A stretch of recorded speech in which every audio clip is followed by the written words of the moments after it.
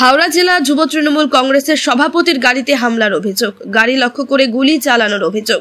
স্ত্রী সন্তানদের নিয়ে বাড়ি ফেরার সময় বেলুড়ের জিটি রোডের ওপর হামলার অভিযোগ। হামলায় কেউ আহত হয়নি, তবে হাওড়ার এই দাপুটে যুবনেতার ওপর হামলায় উত্তেজনা বেলুড় এলাকায়। গোটা ঘটনার তদন্তে বেলুড় থানার পুলিশ। গুলি না পাথর খতিয়ে দেখা হচ্ছে বলে দাবি করেছে পুলিশ। ওই আজকে আমি ফিরছিলাম কালীঘাট থেকে, মন্দিরে গেছিলাম ফ্যামিলিকে নিয়ে। তারপরে যখন ওই 0 মাইলস এবং গুপ্তা জুয়েলার্স মাঝখানে প্রায় 10:30 বাজে, তখন গাড়িটার ডান দিক থেকে একটা সাউন্ড হলো ধুম করে, মেবি মানে কিছু লাগলো গাড়িতে।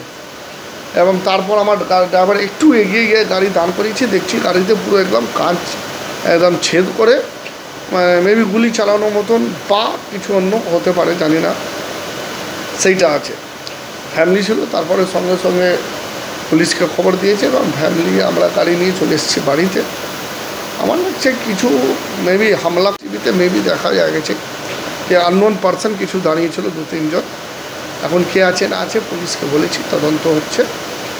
এবং যারাই থাকুক পুলিশকে বলেছি অ্যাকশান নিতে। কেন আমার 3 বছরের মেয়ে ছিল, ওয়াইফ ছিল, আমার ছোটো ভাইয়ের ওয়াইফ ছিল, ফুল ফ্যামিলি আমরা ছিলাম। পুলিশকে বলেছি, পুলিশের সঙ্গে কথা হয়েছে, পুলিশ এফআইআরও আমরা করেছি এবং অ্যাকশান হবে নিশ্চিতভাবে। আমাদের অভিষেক বন্দ্যোপাধ্যায় অফিস থেকেও ফোন এসেছিলো, তো অ্যাকশান হবে। যারাই থাকুক না কেন, তারা এই গুলি চালিয়ে বা হামলা করে ভয় দেখানো চলবে না।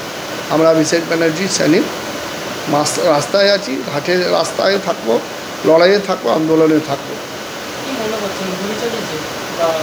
মেবি লাগছে, এখন কি আছে সেটা আমি তো মানে 100% সঠিক বলতে পারবো না কি হয়েছে, কিন্তু মেবি এরকমই কিছু হয়েছে। গুলি চালিয়েছে, গুলি চালিয়ে ক্রস পালিয়ে গেছে, এরকম হয়েছে।